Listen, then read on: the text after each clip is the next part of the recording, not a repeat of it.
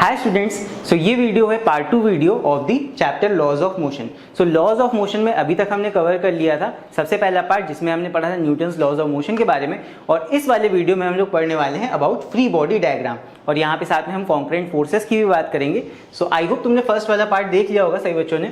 सो यहाँ पे अभी तक हम लोगों ने ये सारी यूनिट्स कवर कर लिए हैं एंड अभी हमें chapter number 5 laws of motion में। हो सकता है किसी किसी बुक में चैप्टर नंबर आगे पीछे हो, बट अभी फिलहाल हम लॉज ऑफ मोशन चैप्टर पे चल रहे हैं, तो चैप्टर के नाम पे ध्यान देना। सो यहाँ पे अभी हमने पार्ट 1 में कर लिया था Newton's laws of motion. Part 2 में हम लोग बात करने वाले हैं फ्री बॉडी डायग्राम की। फ्री बॉडी डायग्राम क्या होता है इसके बारे में बात करेंगे, साथ में कॉन्करेंट फोर्सेस की भी यहाँ बात होगी। अब यहाँ पे सबसे पहले हम बात करते हैं सबसे ज्यादा इंपॉर्टेंट टॉपिक की, जो कि है फ्री बॉडी डायग्राम। अब ये इंपॉर्टेंट इसलिए है, होता तो ये बहुत सिंपल है, लेकिन इंपॉर्टेंट इसलिए होता है बिकॉज ये वाला जो तरीका है इसकी मदद से हम बड़े बड़े न्यूमेरिकल्स जिसमें कॉम्प्लिकेटेड चीजें भी होती हैं उसको भी सॉल्व कर सकते हैं बहुत ही आसानी के साथ। तो क्या मेथड होता है इसको रीड करते हैं, इसको फिर मैं एक्सप्लेन करूंगा तुम्हें।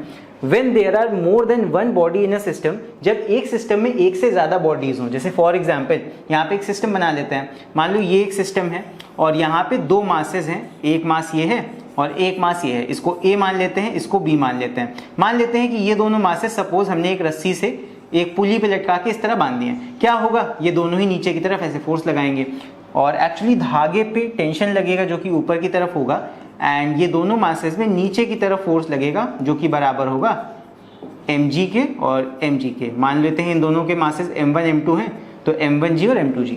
मतलब कहने का ये है कि अगर मान लो ये एक सिस्टम है, कोई भी एग्जाम्पल तुम ले सकते हो सिस्टम ऑफ मासेस का जो कि कनेक्टेड हो, यहाँ पे हम इन दोनों ही ऑब्जेक्ट्स को अलग अलग बना सकते हैं। हम A को अलग बना सकते हैं और A पे लगने वाले सारे फोर्सेस की, एक हो गया धागे का टेंशन और एक हो गया नीचे gravitational force m1g।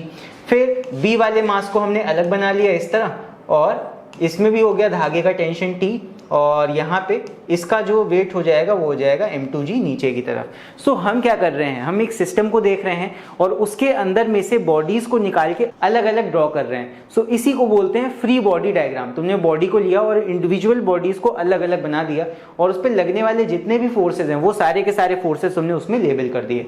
So this is known as, ये जो हमने बनाया है इसी को बोलते हैं फ्री बॉडी डायग्राम। अब जो ये पहला डायग्राम है ये फ्री बॉडी डायग्राम है किसका, ऑफ बॉडी ए। ये वाला जो फ्री बॉडी डायग्राम है ये किसका है, ये है free body diagram of body B. So अगर यहाँ पे एक और बॉडी होती, अगर 3 बॉडीज यहाँ होती इस सिस्टम में, तो हम उसका भी डायग्राम बनाते। सो इन डायग्राम्स को बनाने का फायदा क्या है, यहाँ पे इन डायग्राम में जब हम बॉडीज को अलग अलग बनाते हैं तो हर बॉडी पे लगने वाले फोर्सेस को हम साफ साफ देख सकते हैं। जब उन फोर्सेस को हम साफ साफ देखेंगे तो यहाँ पे हम नेट फोर्स लगा सकते हैं, नेट फोर्स का मतलब फॉर्मूला लगा सकते हैं और यहाँ पे इक्वेशंस बना सकते हैं इनकी। तो जितने ज्यादा इक्वेशंस हमारे पास में होंगे हम यहाँ पे अलग अलग क्वांटिटीज की वैल्यू साफ साफ निकाल सकते हैं। जैसे कि टेंशन की वैल्यू हम निकाल सकते हैं, यहाँ पे एक्सेलरेशन जितना लग रहा होगा बॉडी पे वो हम निकाल सकते हैं। फिर अगर नेट एक्सेलरेशन हमसे कहेगा तो यहाँ पे हम पूरे सिस्टम का नेट एक्सेलरेशन भी निकाल सकते हैं कि यहाँ पे बॉडीज किस हिसाब से मूव कर रही हैं। तो कई सारी चीजें हम सॉल्व कर सकते हैं। तो चलो भी यहाँ पे अपना फर्स्ट एग्जांपल लेते हैं फ्री बॉडी डायग्राम का। सो फर्स्ट हम सिस्टम एक देखने वाले हैं, 2 bodies connected by a string passing over a smooth pulley. यानी कि इसको चलो बनाते हैं। सो यहाँ पे मान लेते हैं एक पुली है, स्मूथ पुली मतलब फ्रिक्शनलेस है। इसमें यहाँ पे एक थ्रेड ऐसे इस तरह होगा और इसमें 2 बॉडीज इस तरह लटकी होंगी इसमें दोनों तरफ। एक तरफ मान लेते हैं एक बॉडी, ये बॉडी A है हमारी, और ये वाली बॉडी हम मान लेते हैं ये बॉडी B है। यहाँ पे इसका मास हम मान लेते हैं m1 और इसका मास मान लेते हैं m2। सपोज यहाँ पे m1 वाली बॉडी ज्यादा भारी है, कहीं ना कहीं ये नीचे की तरफ जाएगी, तो इसमें जो एक्सेलरेशन होगा, क्योंकि दोनों तरफ ये स्ट्रिंग से कनेक्टेड है बॉडीज, तो एक तरफ अगर ये बॉडी नीचे आएगी, अगर इधर की तरफ हम मान लेते हैं कि ये ज्यादा भारी है, नीचे की तरफ एक्सेलरेशन होगा, तो ऑब्वियस सी बात है बी वाली बॉडी ऊपर की तरफ जाएगी, तो ये नेट एक्सेलरेशन में यहाँ पे मार्क कर लेते हैं। मतलब एक मास अगर भारी होगा तो ऑब्वियसली कुछ मूवमेंट यहाँ पे होगा। अब यहाँ पे जो जो फोर्सेस लग रही होंगी m1 और m2 मास वाली बॉडी पे वो मार्क कर लेते हैं। देखो m1 का यहाँ पे कुछ वेट होगा जो कि नीचे की तरफ लगेगा, जो कि हो जाएगा m1g। इस पे ऊपर लगेगा टेंशन थ्रेड पे, वही चीज यहाँ भी होगी, इस पे लगेगा नीचे की तरफ वेट m2g के बराबर, और यहाँ पे भी टेंशन लगेगा थ्रेड में जो कि होगा t। टेंशन सेम होगा बिकॉज सेम यहाँ पे थ्रेड की बात हो रही है, सेम रस्सी से दोनों बंधे हैं, सो सेम टेंशन दोनों तरफ लगेगा। अब यहाँ पे अगर इन दोनों ही फिगर्स को हम अलग अलग बनाएं, इन दोनों बॉडीज को अलग अलग अगर बना के देखें तो एक बॉडी A हो जाएगा हमारा, ये B हो जाएगा बॉडी, और इधर A बना लेते हैं। सो इन दोनों में कौन कौन से फोर्सेस लग रहे हैं? एक तो नीचे लग रहा है m1g, ये हमारा इसका वेट हो गया m1g, और ऊपर की तरफ क्या लग रहा है? धागे का टेंशन, या रस्सी जिससे बंधा हुआ है उसका टेंशन। इसमें भी नीचे वेट लगेगा m2g और इस पे ऊपर की तरफ लग रहा है टेंशन। बस फर्क क्या है कि एक बॉडी में ऊपर की तरफ एक्सीलरेशन हो रहा है क्योंकि दोनों रस्सी से बंधे हुए हैं, तो ऑपोजिट वे में यहाँ पे एक्सीलरेशन दोनों में लगेगा। ये ऊपर की तरफ बॉडी जाएगी इस एक्सीलरेशन से और वो नीचे की तरफ आएगी, बिकॉज हमने मान लिया है कि इसका मास ज्यादा है, m1 ज्यादा है, अज्यूम करके हम चल रहे हैं। तो यहाँ पे अगर हम इक्वेशन बनाएं इन दोनों फोर्सेस का, सो नेट फोर्स पहली बॉडी पे कितना होगा? देख लो, जिधर की तरफ एक्सीलरेशन है याद रखना उधर की तरफ पॉजिटिव मानना आसानी होगी। सो एक्सीलरेशन ऊपर की तरफ, तो ऊपर वाले फोर्स को पॉजिटिव मानो। क्या हो जाएगा? T माइनस नीचे की तरफ वाला फोर्स माइनस में होगा बिकॉज ऑपोजिट है एक्सीलरेशन के, तो ये हो जाएगा m2g इज इक्वल टू, फिर इक्वल टू क्या होगा? नेट फोर्स, बिकॉज दोनों फोर्सेस को माइनस करेंगे तो क्या होगा? नेट फोर्स आएगा। यहाँ नेट फोर्स कितना होगा? Net force is equal to ma। B वाले बॉडी का मास कितना हमने माना है? m2, so net force is equal to ma। m कितना है यहाँ पे? m2a। ये बन गया हमारा फर्स्ट बॉडी के लिए इक्वेशन नेट फोर्स का। नेट फोर्स कैसे निकाला? देखो, पहले एक्सीलरेशन किधर को है? नेट, तो उधर की तरफ वाले फोर्स को पॉजिटिव मानो, यानी कि T अपोजिट फोर्स को माइनस मानेंगे, माइनस m2g इक्वल टू क्या होगा? Net force. नेट फोर्स क्या हो जाएगा? ma। m कितना है यहाँ पे? m2 हमारी सेकेंड बॉडी का, ये हो जाएगा m2a। आई होप समझ में आ गया होगा। सो इसी तरह अभी हम इस वाले बॉडी का भी एक इक्वेशन बनाते हैं। सो यहाँ पे इक्वेशन क्या हो जाएगा? एक्सीलरेशन नीचे की तरफ है तो इसको पॉजिटिव मानेंगे, m1g को इस बार। सो ये हो जाएगा m1g माइनस ऊपर वाले फोर्स को माइनस लोगे इस बार, इज इक्वल टू एक्सीलरेशन नीचे की तरफ है, मास कितना है अपनी बॉडी का? m1, सो ये हो जाएगा m1a। मतलब कि ऑपोजिट फोर्सेस को माइनस करो, m1g माइनस t किया बराबर होगा F, यानी कि ma के बराबर। तो ma कितना हो जाएगा? m1a। सिंपल इसी तरह तुमको फ्री बॉडी डायग्राम का इक्वेशन बनाना होगा। अगर इतना बन गया तो आगे का काम आसान हो जाएगा। अब यहाँ पे इसको मान लेते हैं इक्वेशन 1, ये हमारा हो गया इक्वेशन नंबर 1 और ये हमारी हो गई इक्वेशन नंबर 2। अब यहाँ पे अगर हम इन दोनों को साइमल्टेनियसली सॉल्व करें, तो यहाँ पे बोथ इक्वेशंस को ऐड कर दो, एडिंग बोथ इक्वेशन।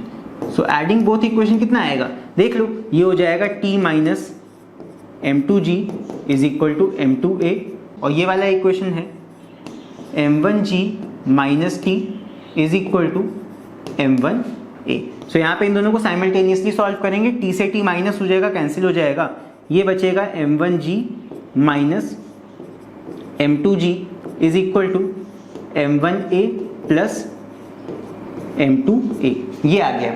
तो यहाँ पे इसको फर्दर अगर हम सॉल्व करें और फर्दर यहाँ पे हम इधर g कॉमन ले सकते हैं, इधर a कॉमन ले सकते हैं, तो ये हो जाएगा, इधर g कॉमन लिया, ये आ जाएगा m1 प्लस m2, और इधर साइड a कॉमन लेंगे, इधर आ जाएगा m1 और यहाँ पे माइनस होगा एक्चुअली, माइनस m2, और यहाँ पे आ जाएगा a कॉमन लिया, ये हो जाएगा m1 प्लस m2। यहाँ पे a का वैल्यू निकालते हैं एक्सीलरेशन, तो ये कितना आ जाएगा? m1 प्लस m2 को इधर ले आओ, तो ये हो जाएगा g m1 minus m2 divide by m1 plus m2। ये आ गया हमारा एक्सेलरेशन का वैल्यू। यानी कि इस सिस्टम में, ये जो यहाँ पे दो बॉडीज का सिस्टम है, इसमें नेट एक्सेलरेशन कैसे आएगा?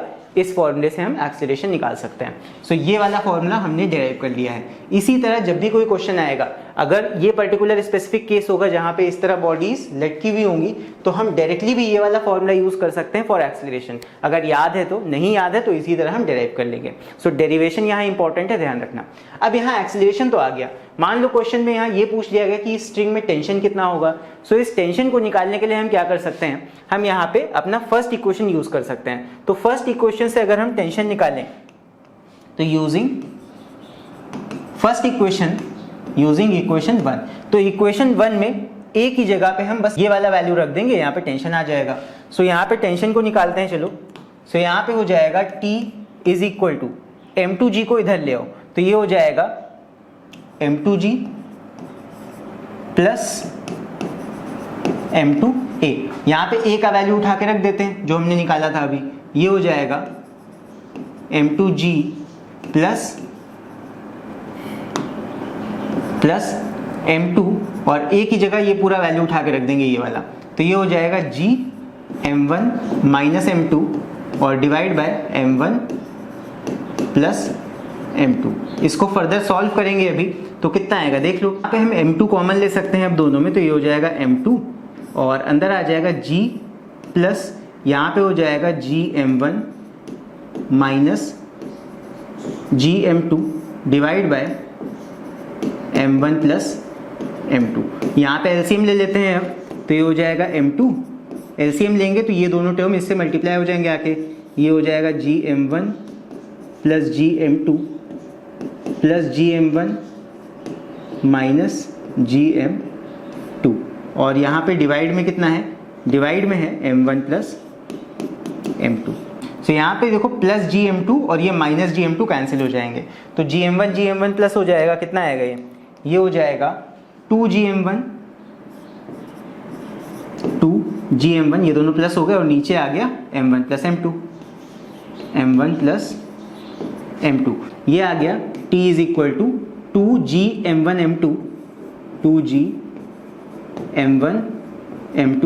Upon m1 plus m2। So ये हमारा निकल के आ गया टेंशन का फॉर्मूला। अगर टेंशन इन दिस स्ट्रिंग निकालने के लिए आएगा तो ये वाला फॉर्मूला हम डायरेक्टली यूज कर सकते हैं।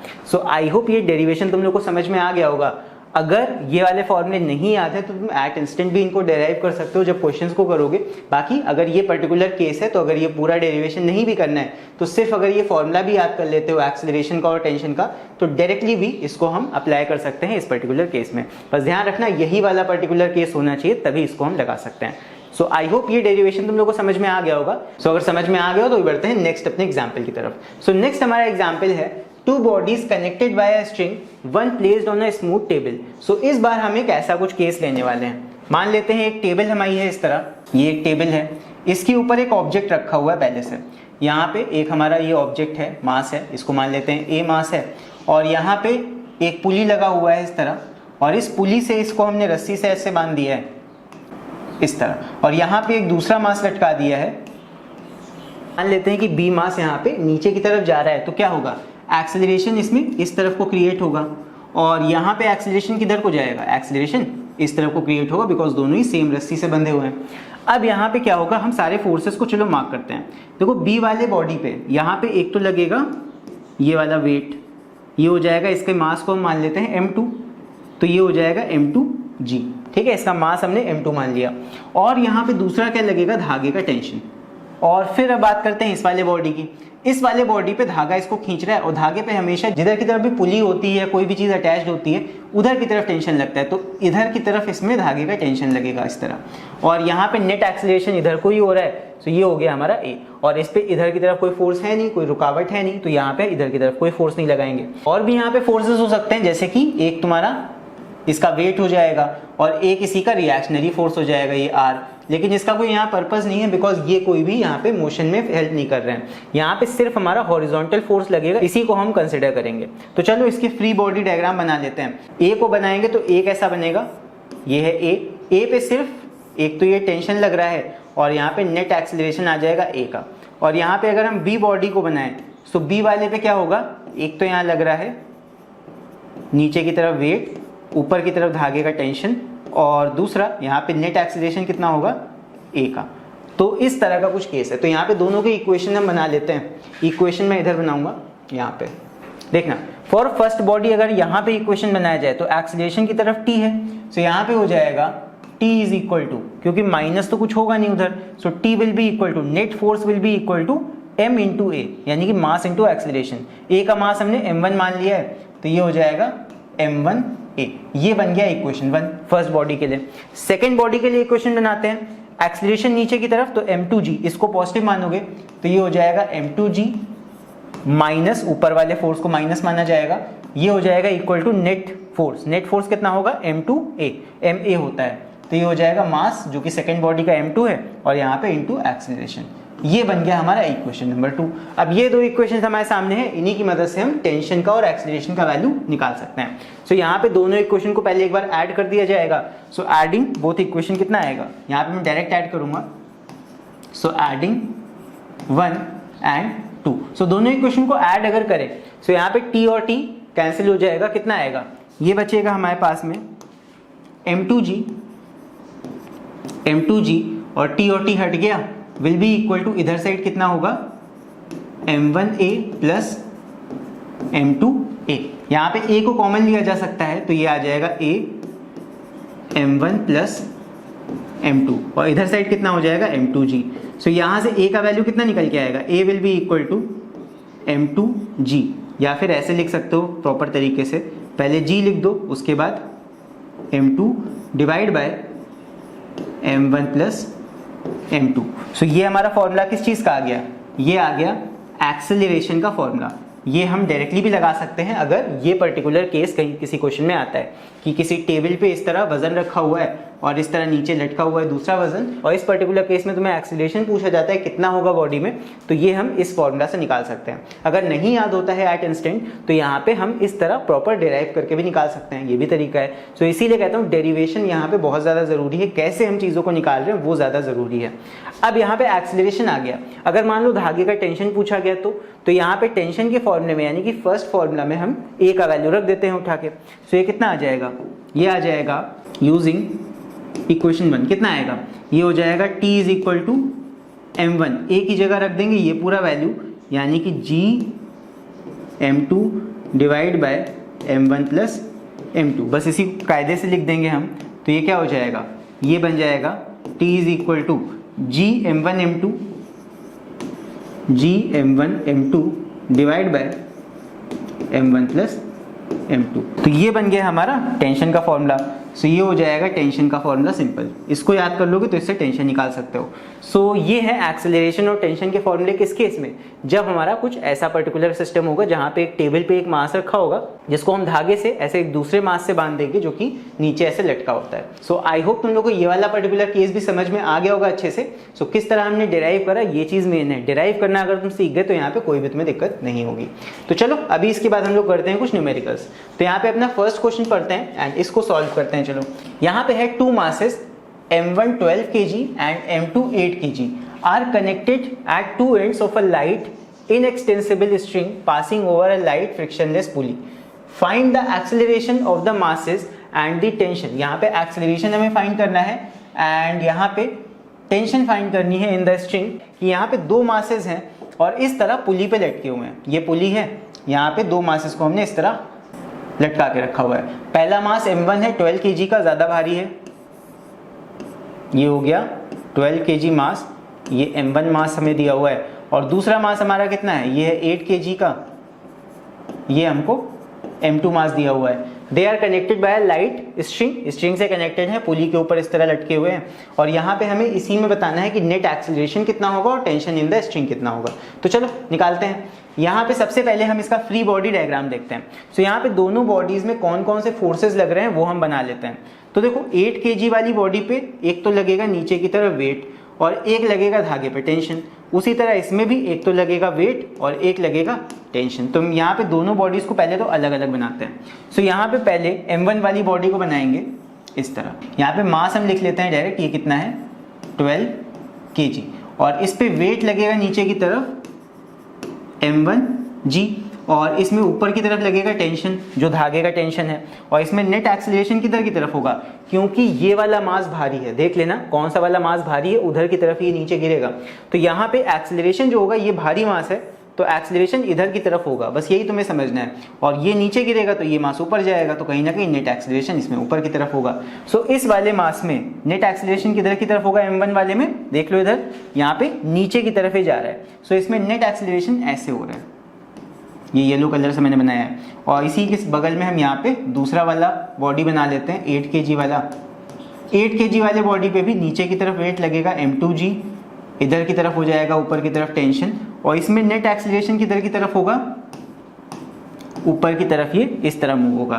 तो सिंपल है, यहाँ पे चाहे तो हम डायरेक्ट फॉर्मूला भी लगा सकते हैं, चाहे तो हम उसी तरह फॉर्मूला बना के भी लगा सकते हैं। बनाना मैंने तुमको बता दिया है, अगर इक्वेशन बनाना है भूल गए हो नहीं याद है तो कैसे बनाना है ध्यान रखना। कैसे बनाएंगे, करेंगे जिधर की तरफ एक्सेलरेशन है उधर की तरफ वाला पॉजिटिव लोगे, m1g माइनस टी, ये हो जाएगा m1g minus T is equal to, ये हो जाएगा ma यानी कि 12 पे। ये बन गया फर्स्ट इक्वेशन।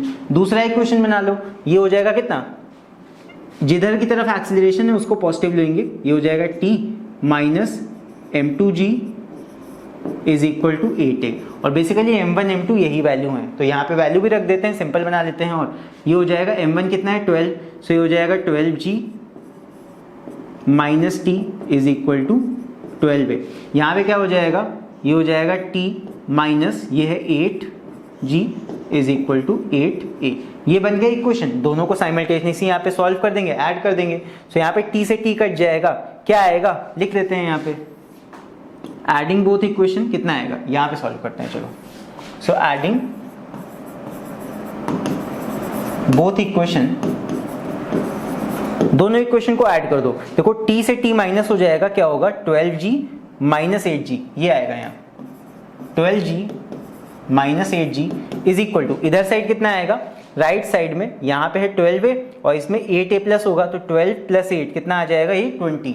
सो 20a आ गया, ये आ गया। यहाँ से a का वैल्यू निकाल सकते हैं, 12g माइनस 8g ये हो जाएगा 4g is equal to 20a।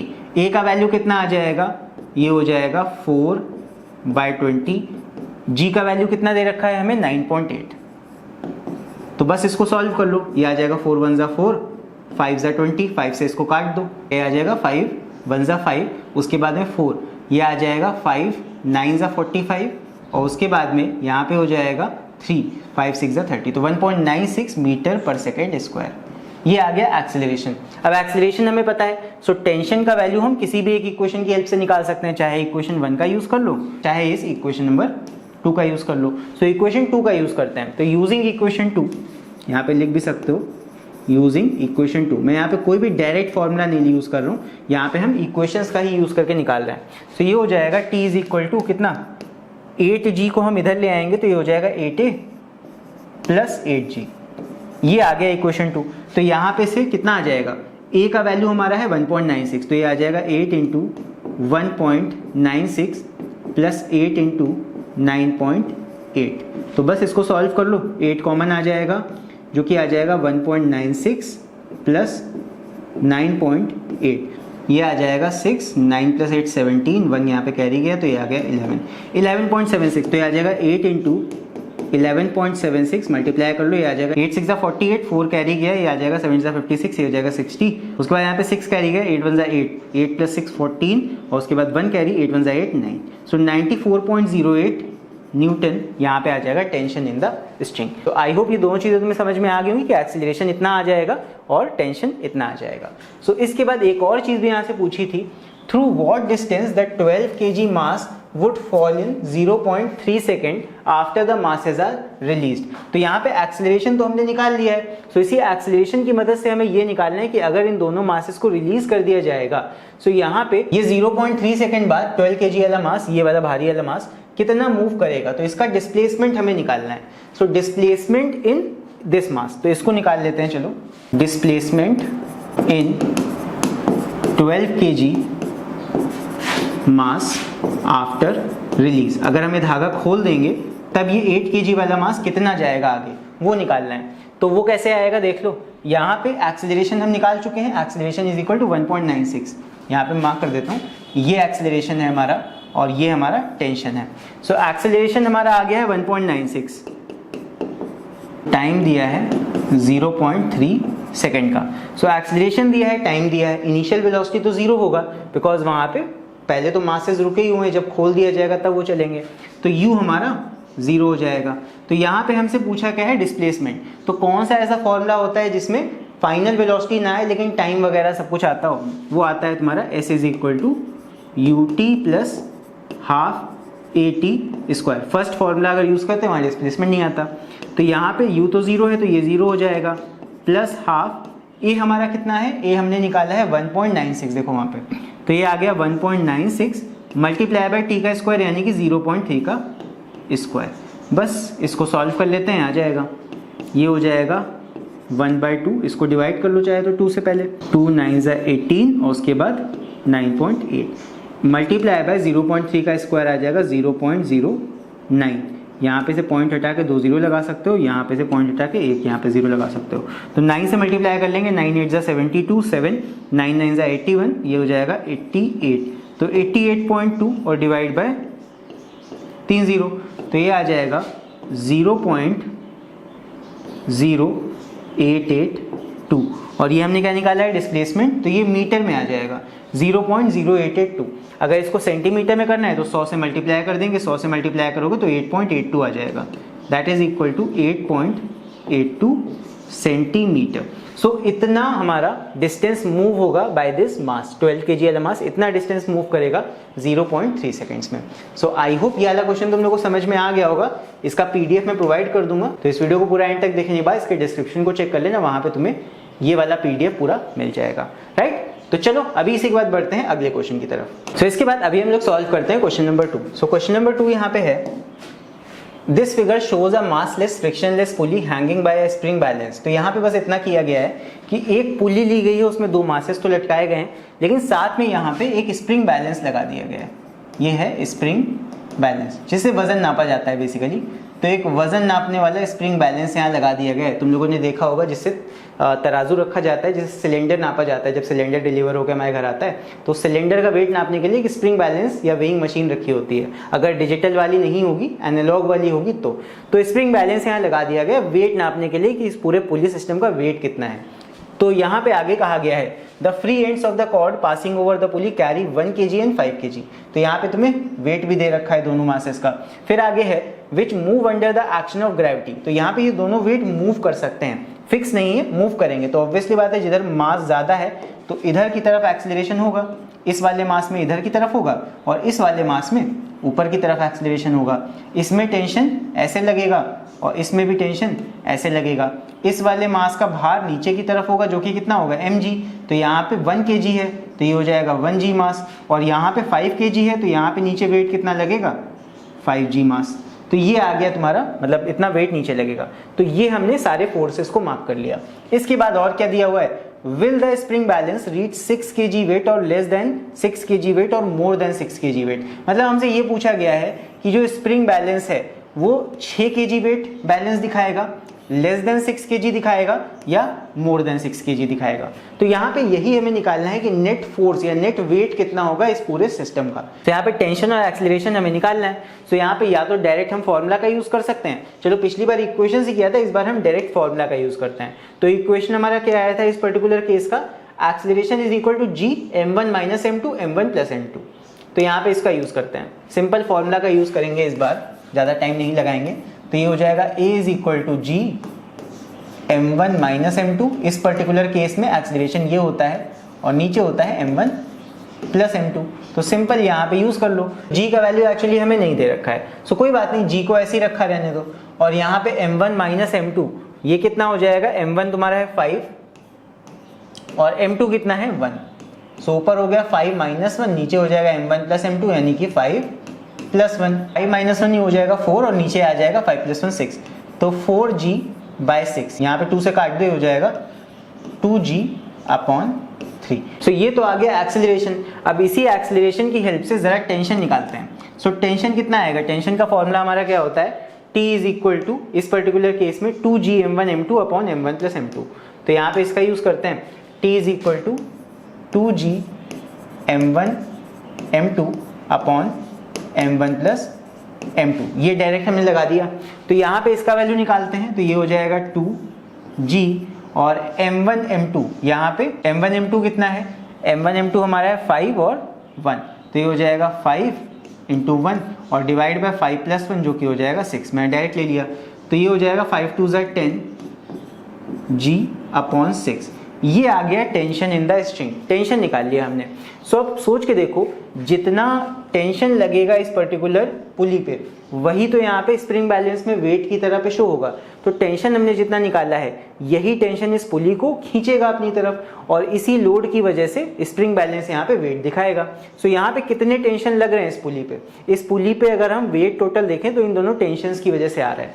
सो यहाँ पे हम कहेंगे weight in the pulley is equal to 2t। 2t का यहाँ पे वेट लग रहा है, यही तो लोड है यहाँ पे। तो 2t यहाँ पे हो जाएगा जो कि कितना होगा, ये हो जाएगा इज इक्वल टू 2 इंटू 10/6 जो कि हो जाएगा कितना 10/3। यहाँ पे g भी लगेगा और g यहाँ पे तुम कह सकते हो kg वेट, यहाँ पे न्यूटन में मत कन्वर्ट करो इसको। तो 10/3 kg वेट यहाँ लग रहा है। सो 10/3 का मतलब कितना हो गया, ये आ गया तुम्हारा 3.33।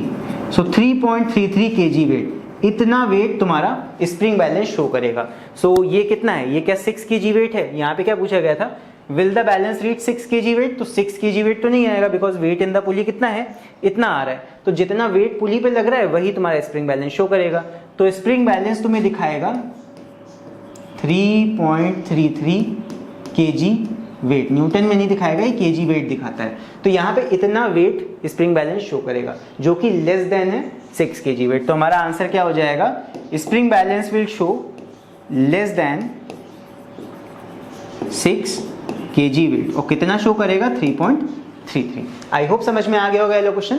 चलो इसके बाद बढ़ते हैं अभी नेक्स्ट क्वेश्चन की तरफ। सो यहाँ पे है, two blocks of masses 10 gram and 30 gram are fastened to the ends of a cord which passes over a frictionless pulley. The 10 gram block rests on the table. What minimum force must be applied on the 10 gram block to keep it on the table?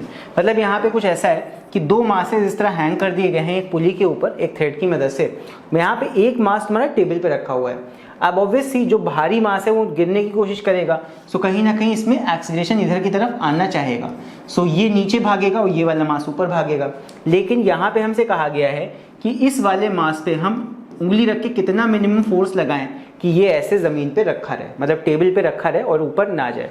सो ये हम कैसे निकालेंगे, देखो सबसे पहले तो हम यहाँ पे जो जो फोर्सेज लग रहे हैं सारे फोर्सेज मार्क कर देते हैं। कौन कौन से फोर्सेज यहाँ होंगे देख लो। सबसे पहले तो इस वाले पे वेट लगेगा जो कि हो जाएगा mg, या इसको m2g मान सकते हो।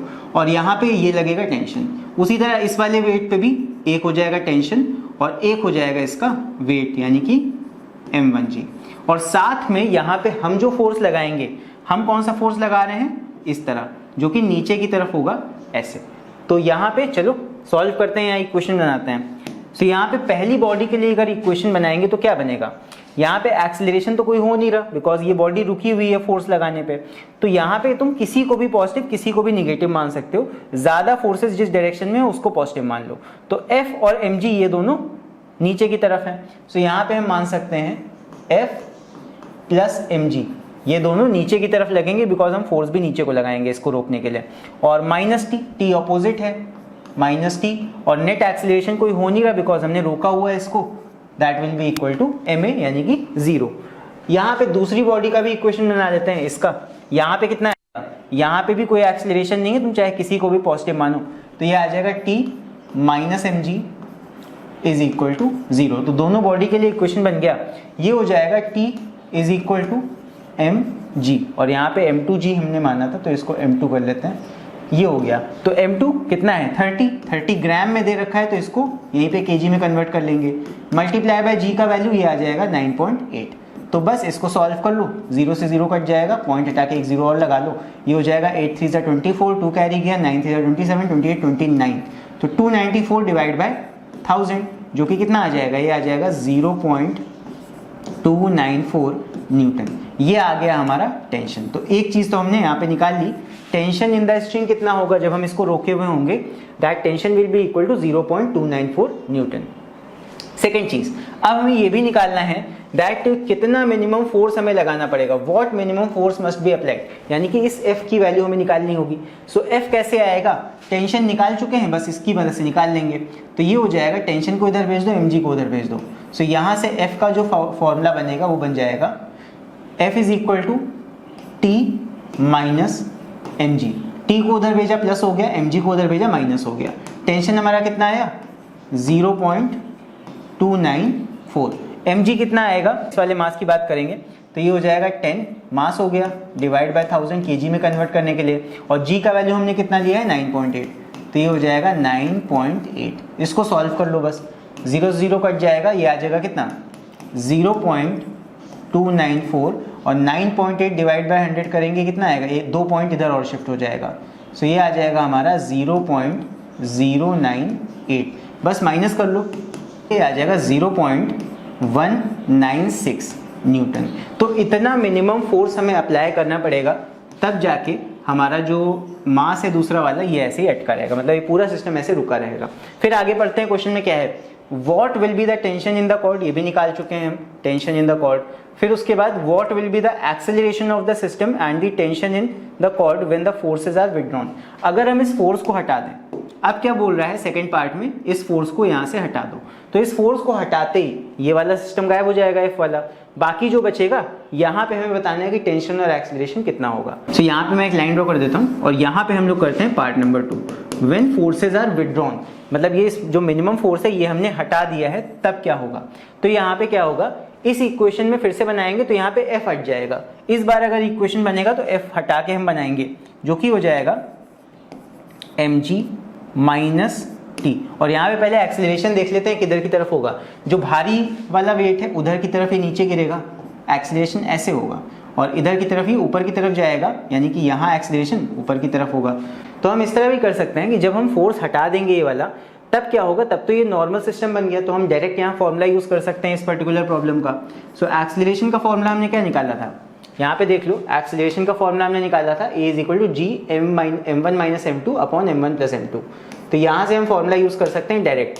तो ये हो जाएगा a is equal to g m1 minus m2 divide by m1 plus m2। Acceleration ऐसे आ जाएगा, जो कि कितना होगा, m1 हमारा 10 है, m2 हमारा 30 है। m1 एक्चुअली इसको मान लो जो ज़्यादा वाला है, बिकॉज ज़्यादा में से कम माइनस करेंगे। तो ये हो जाएगा 30 माइनस 10, और g का वैल्यू 9.8 है। सो 9.8 इसको m1 मान सकते हो, ज़्यादा अच्छा रहेगा। तो ये हो जाएगा 30 माइनस 10 अपॉन में m1 प्लस m2 है, यानी कि 30 प्लस 10। अब यहाँ पे ध्यान ये देना कि ये दोनों ही वेट हमारे ग्राम में है। होगा क्या कि जब ऊपर कन्वर्ट करेंगे तब भी अपॉन 1000 करेंगे, जब नीचे कन्वर्ट करेंगे तब भी अपॉन 1000 करेंगे। तो ऊपर नीचे के 1000 आपस में कट जाएंगे, तो यहाँ पे हमारे पास में कन्वर्ट करने की ज़रूरत नहीं है हमें एक्चुअली। तो ये आ जाएगा 9.8, 30 माइनस 10 हो जाएगा 20, 30 प्लस 10 हो जाएगा 40। तो यहाँ पे 0 0 कट जाएगा, 2 1 2, 2 2 4। तो ये आ जाएगा, 2 से भी काट दो, ये आ जाएगा 4.9। तो एक्सेलरेशन आ गया 4.9 metre per second square. So I hope इतना समझ में आ गया होगा। अब इसके बाद टेंशन निकालने के लिए टेंशन का फॉर्मूला यूज कर लेंगे, जो कि कितना था, 2g m1 m2 divide by m1 plus m2। यहाँ से वैल्यू निकलेगा तो ये हो जाएगा 2 इंटू 9.8 मल्टीप्लाई बाय m1 का वैल्यू कितना है 10 और m2 का वैल्यू कितना है 30। ये हो जाएगा 10 इंटू 30। यहाँ पे हमको कन्वर्ट करना पड़ेगा, ध्यान रखना, और divide by m1 plus m2 है। तो यहाँ पे हो जाएगा डिवाइड बाय 1000, और यहाँ भी होगा डिवाइड बाय 1000, और डिवाइड में क्या है m1 प्लस m2, यहाँ पे होगा 10 बाय 1000 प्लस 30 बाय 1000। इस तरह हम सॉल्व करेंगे। तो इसको अभी तुम लोग सॉल्व कर लेना। ये कितना आ जाएगा, ये आएगा 0.147, और ये टेंशन है तो ये आ जाएगी न्यूटन में। सो इतना आंसर आ जाएगा। इसको तुम लोग सॉल्व कर लेना, सिंप्लीफाई कर लेना, और कुछ नहीं है इसमें। सो आई होप ये वाला क्वेश्चन भी तुम लोग को समझ में आ गया होगा। चलो इसके बाद बढ़ते हैं अभी अगले क्वेश्चन की तरफ। सो नेक्स्ट हमारा क्वेश्चन है क्वेश्चन नंबर 4। इसको रीड करते हैं। सो यहाँ पे है a body m1 of mass 10 kg। एक बॉडी m1 है जिसका मास 10 kg है, is placed on a smooth horizontal table. It is connected to a string which passes over frictionless pulley and carries at the other end of the body m2। तो उसके बाद एक m2 body यहाँ table से नीचे लटका दी गई है। तो ये सेकंड वाला हमारा एग्जाम्पल है, जो मैंने एग्जाम्पल का डेरिवेशन तुम्हें बताया था, ये वही चीज है। तो यहाँ पे क्या कहा गया है, what acceleration, हमें ये निकालना है, what acceleration will be produced in the bodies when the nail fixed on the table is removed। यहाँ पे दिख रहा होगा एक नेल है, ये नेल जैसे ही हटाया जाएगा, ये जो नेल है ये जैसे ही हटाया जाएगा, इस बॉडी में कितना एक्सेलरेशन आएगा हमसे ये पूछा गया है। तो यहाँ पे बेसिकली वही चीज है, हमसे एक्सेलरेशन पूछा गया है, what will be the tension in the string भी पूछा गया है। तो यहाँ पे दो चीजें निकालनी है, एक्सेलरेशन और टेंशन। तो चलो सॉल्व करते हैं इसको। यहाँ भी हम डायरेक्ट फार्मूला का ही यूज कर सकते हैं, बिकॉज ये डायरेक्ट केस हमारा आ गया है। सो यहाँ पे हम डायरेक्ट फार्मूला का यूज करेंगे। डायरेक्ट फार्मूला हमारा क्या था, देख लेते हैं। हम इक्वेशन में आगे भी कर सकते हैं, बट उसमें टाइम लगेगा। यहाँ पे हमारा जो फॉर्मूला है इस पर्टिकुलर केस में, यहाँ पे एक्सेलरेशन होता है g m2 upon m1 plus m2। तो यहाँ पे हम डायरेक्ट फॉर्मूला लगाएंगे g m2 upon m1 plus m2। ये हो जाएगा acceleration is equal to g m2 upon m1 plus m2। ये हमारा m1 दे रखा है 10 kg, और g का वैल्यू यहाँ पे 9.8 यूज करना है। सो g का वैल्यू 9.8 रखा, m2 हमें कितना है दिया हुआ है, m2 हमारा है 5 kg। ये हो जाएगा 5 divide by m1 plus m2, यानी कि 10 प्लस 5। ये हो गया। तो बस सॉल्व कर लो इसको, ये आ जाएगा 9.8 मल्टीप्लाई बाय 5 डिवाइड बाय 15। तो 5 1 = 5, 3 = 15, ये आ जाएगा तुम्हारा 3 से कैंसिल आउट हो जाएगा, 3 3 = 9, पॉइंट लगेगा, 3 2 = 6, उसके बाद 2 आएगा, ये हो जाएगा 6 3 = 18, फिर 2 आएगा और ये 6 6 करके कंटिन्यू हो जाएगा। सो 3.267 कर सकते हो या 3.27 ले सकते हो, तो ये आ जाएगा 3.27 मीटर पर सेकेंड स्क्वायर। सो इस तरह हम इसको निकाल लेंगे। सो आई होप एक्सीलरेशन निकालना समझ में आ गया होगा। अब इसके बाद निकालते हैं टेंशन। तो टेंशन का हमारा फॉर्मूला था Gm1m2 अपॉन m1 + m2, तो इसका यूज कर लेते हैं डायरेक्ट। तो ये हो जाएगा Gm1m2 divide by m1 + m2। यहाँ पे इसका वैल्यू रखेंगे 9.8, m1 का वैल्यू हमारा कितना है, m1 है 10 और m2 है 5, सो ये हो जाएगा इंटू 10 इंटू 5 और डिवाइड बाय 10 + 5, ये हो जाएगा 9.8 मल्टीप्लाई बाय 10 5 = 50 डिवाइड बाय 15, 5 से कटेगा, 5 10 = 50 और 5 3 = 15। 9.8 डिवाइड बाय 3 करेंगे कितना आएगा, ये हो जाएगा तुम्हारा 3.266 है, 2 7 ले सकते हैं इंटू 10, तो ये कितना आ जाएगा, ये आ जाएगा 32.7 और हमने निकाला है टेंशन, ये आ जाएगा न्यूटन में। सो 32.7 न्यूटन, ये आ जाएगी टेंशन इन द स्ट्रिंग। सो यहाँ पे इसके बाद एक और चीज भी पूछी है, what when the body stop, मतलब पहले टेंशन पूछा था what is the tension when the during the motion of bodies, तो ये था ड्यूरिंग मोशन, जब बॉडीज चल रही थी तब यहाँ पे टेंशन कितना था वो ये हमने निकाला। जब बॉडीज रुक जाएंगी तब यहाँ पे टेंशन कितना होगा उसका वैल्यू हमें निकालना है। तो देखो जब बॉडीज रुक जाएंगी तो होगा क्या कि ये वाला बॉडी फाइनली नीचे पहुंच जाएगा और रुक जाएगा कहीं ना कहीं। तो यहाँ पे जब ये बॉडी रुकी हुई है तब यहाँ टेंशन कितना है हमसे ये पूछा गया है। जब बॉडीज रुक जाएंगी तो वहां पे कोई भी एक्सेलरेशन नहीं होगा, तो जब बॉडी रुक जाएंगी तब टेंशन कितना होगा। यहाँ पे सेकंड बॉडी को देखो, अगर सेकंड बॉडी के लिए हम यहाँ एक इक्वेशन बनाए तो यहाँ हो जाएगा एक्सेलरेशन 0 है, मतलब यहाँ पे नेट कोई भी फोर्स नहीं लगेगा फिर, तो ये हो जाएगा तुम्हारा T - m2g = 0। अगर हम सेकंड बॉडी के लिए इक्वेशन बनाएंगे तो ये हो जाएगा T - m2g = 0, यानी कि tension in the string will be equal to T = m2g।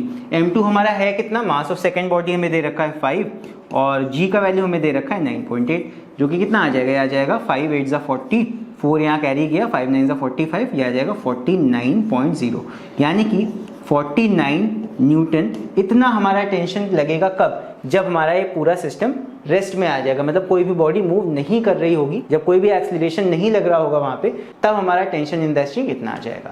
So I hope ये वाला क्वेश्चन तुम लोग को समझ में आ गया होगा। सो देख लो इसको एक बार, एंड इसके बाद अब हम लोग बढ़ते हैं अगले क्वेश्चन की तरफ। सो नेक्स्ट हमारा क्वेश्चन है ये क्वेश्चन नंबर 5। सो यहाँ पे है determine in the given diagram the acceleration A, acceleration निकालना है of the system and the tension T1 and T2 in the strings, assume that the table and the pulley are frictionless and the string are massless।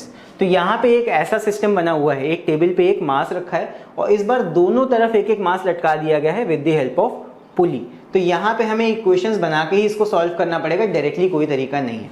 तो यहाँ पे देखो 3 objects हैं, इसको मान लेते हैं ऑब्जेक्ट 1, इसको मान लेते हैं ऑब्जेक्ट 2 और इसको मान लेते हैं ऑब्जेक्ट नंबर 3। तो यहाँ पे तीनों के लिए फ्री बॉडी डायग्राम हमारा यही हो गया। तो यहाँ पे तीनों के लिए इक्वेशन बनाते हैं। चलो सबसे पहले फर्स्ट के लिए, फर्स्ट इक्वेशन क्या हो जाएगा, फर्स्ट के लिए इक्वेशन होगा, देखो जिधर एक्सेलरेशन लगेगा, जो भार ज्यादा है जैसे कि 4 kg है, तो इधर की तरफ टोटल एक्सेलरेशन हो रहा है। एक्सेलरेशन का देखो मार्किंग भी कर रखा हुआ है, एक्सेलरेशन नीचे की तरफ हो रहा है और यहाँ पे एक्सेलरेशन ऊपर की तरफ हो रहा है। सो यहाँ पे एक्सेलरेशन जिस तरफ है उधर के फोर्स को पॉजिटिव, यानी कि T1 को पॉजिटिव मानेंगे।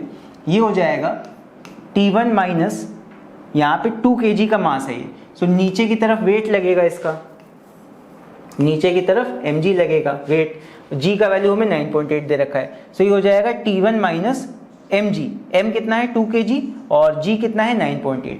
सो T1 माइनस mg यानी 2 × 9.8 is equal to ma, m कितना है 2 और a हमें नहीं पता, इज इक्वल टू 2a, ये आ गया। सो यहाँ से हम इसको थोड़ा सा और सिंप्लीफाई कर सकते हैं।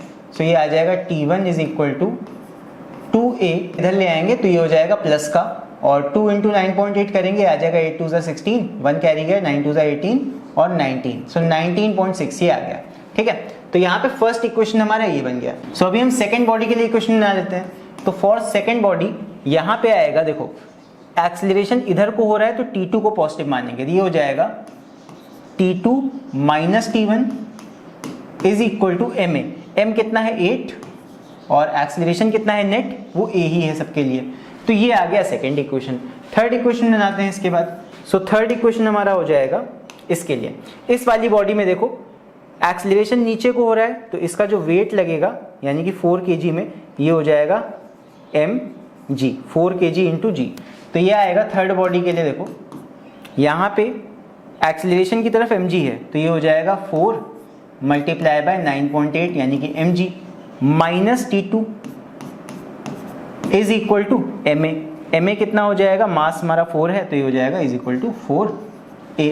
ये बन गया हमारा फर्स्ट का इक्वेशन। इसको भी सही से बना लेते हैं। सो ये हो जाएगा हमारा T2 इज इक्वल टू इधर ले आओ और 4a को इधर ले आओ तो ये हो जाएगा कितना 4 इंटू 9.8, ये हो जाएगा 8 4 32, 3 कैरी गया 9 4 36, ये हो जाएगा 39.2 और माइनस T2 को इधर ले आएंगे, माइनस 4a इधर आ जाएगा, ये हो जाएगा इक्वल टू T2। ये हो गया हमारा थर्ड इक्वेशन। तो अब देखो तीनों इक्वेशंस की मदद से ही हम सारी वैल्यू निकाल लेंगे। हमें सबसे पहले क्या निकालना है, एक्सीलरेशन निकालना है। सो एक्सीलरेशन के लिए सेकंड इक्वेशन का यूज करो, यहाँ पे सॉल्व करना स्टार्ट करते हैं। अभी इक्वेशन बन गई है। सो यूजिंग इक्वेशन 2 का यूज करेंगे जो कि है 8a is equal to T2 minus T1। हमें T2 का वैल्यू पता है ये है और T1 का वैल्यू ये है, तो दोनों वैल्यू यहाँ पे रख दो। T2 का वैल्यू ये रख देंगे जो कि है 39.2 माइनस 4a और T1 का वैल्यू कितना है, T1 का वैल्यू यहाँ पे हमने निकाला है फर्स्ट इक्वेशन में 2a प्लस 19.6।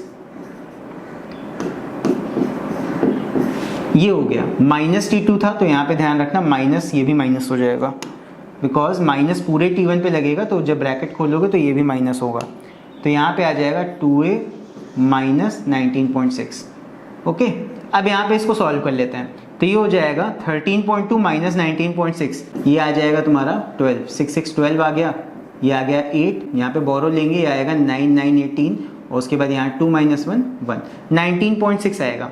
सो ये आ गया 19.6 माइनस और यहाँ पे दोनों ऐड हो जाएंगे 4 to 6 से, ये आ गया 8a का वैल्यू। 6a को इधर लाके ऐड कर देंगे, ये हो जाएगा 14a इज इक्वल टू 19.6 और ये आ जाएगा a इज इक्वल टू 14 से डिवाइड कर देंगे 19.6 को, तो ये आ जाएगा हमारा 1.4 metre per second square. So I hope acceleration निकालना समझ में आ गया होगा।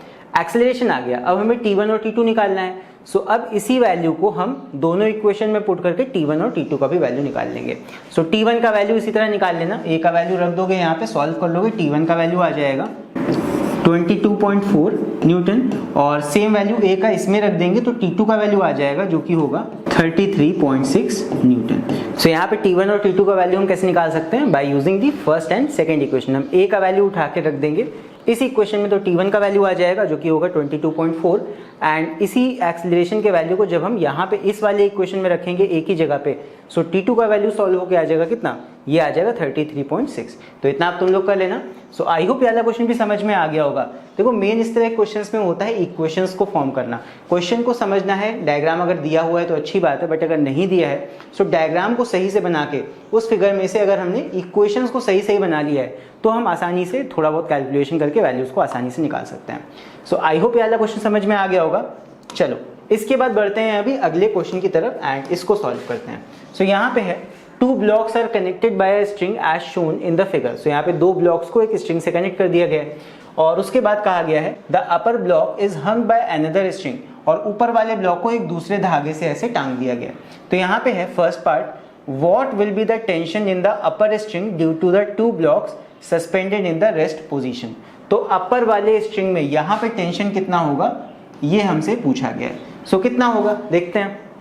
देखो यहाँ पे टेंशन होगा और इस वाले स्ट्रिंग की, इस वाले मास की वजह से यहाँ पे भी टेंशन होगा, और यहाँ पे टेंशन हमेशा ऊपर की तरफ ही होता है जिधर से भी स्ट्रिंग ज्वाइंट होगी, ध्यान रखना। सो यहाँ पे भी फ्री बॉडी डायग्राम बना लेते हैं। देखो इस वाले मास के लिए, इसको मैं अलग से बना दूंगा इधर, 2 kg वाले मास के लिए कुछ ऐसा होगा।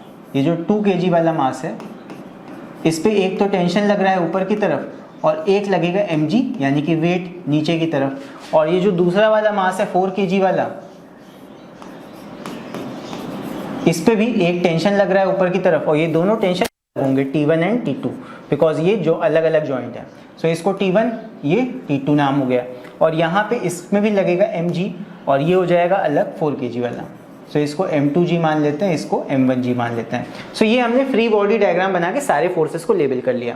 हमसे पूछा गया है what will be the tension in the upper string due to the 2 block suspended in the rest position. तो यहाँ पे ऊपर वाले ब्लॉक का यानी कि T1 पूछा गया है कितना होगा। सो इतना तो हमने ड्रॉ कर लिया, लेकिन यहाँ पे एक और चीज तुम लोग को देखनी होगी, राइट। जो ये मास लटका हुआ है यहाँ पे, इस वाले मास पे इस वाले मास का भी कुछ ना कुछ असर तो पड़ रहा है। ये वाला मास इसको भी अपनी तरफ खींच रहा है। सो यहाँ पे इस वाले मास के लिए जो ये 2 kg वाला मास है, इस पे नीचे की तरफ ये m1g फोर्स तो लगेगा ही लगेगा, साथ में प्लस यहाँ पे एक और फोर्स भी लगेगा इस वाले मास का, जो कि हो जाएगा m2g। तो क्या हम इसको ऐसे नहीं लिख सकते हैं m1 प्लस m2g, इस तरह m1 plus m2 times g। ये यहाँ पे फोर्स लगेगा इस वाले मास पे नीचे की तरफ, इस वाले मास की वजह से। भले हम यहाँ पे बॉडीज को इंडिविजुअली बना रहे हैं, बट यहाँ पे एक मास का अगर कोई इफेक्ट दूसरी बॉडी में पड़ रहा होगा तो उसको भी हम फ्री बॉडी डायग्राम में शो करेंगे। अब यहाँ पे इक्वेशंस बनाते हैं। तो यहाँ पे पहला इक्वेशन जो बनेगा हमारा इस वाली बॉडी के लिए, ये हो जाएगा T1 minus m1 plus m2g is equal to 0, because कोई भी एक्सेलरेशन अभी के लिए फिलहाल हमें नहीं दे रखा है, हम 0 मान लेंगे उसको। तो इसको सॉल्व अगर करेंगे तो यहाँ से आ जाएगा T1 इज इक्वल टू, ये पूरा टर्म उधर भेज देंगे, ये हो जाएगा m1 plus m2 times g। तो यहाँ पे m1 और m2 का वैल्यू कितना है 2 और 4, तो ये हो जाएगा 2 प्लस 4 और g का वैल्यू है 9.8। तो इसको सॉल्व कर लेंगे, ये हो जाएगा 4 प्लस 2 6 इंटू 9.8, जो कि आ जाएगा 6 8 ज़ा 48, 4 कैरी जाएगा, 6 9 ज़ा 54, ये आ जाएगा 58.8 न्यूटन। सो 58.8 न्यूटन ये हो जाएगा टेंशन हमारा ऊपर वाले T1 पार्ट में, मतलब कि ऊपर वाले स्ट्रिंग में इतना टेंशन क्रिएट होगा। सो आई होप तुम लोग को फर्स्ट पार्ट समझ में आ गया होगा। अभी हम लोग देखते हैं सेकंड पार्ट इसका। सो सेकंड पार्ट हमसे कहा गया है what force F will have to be applied on the upper string to produce an acceleration of 2 metre per second square in the upward direction in both blocks.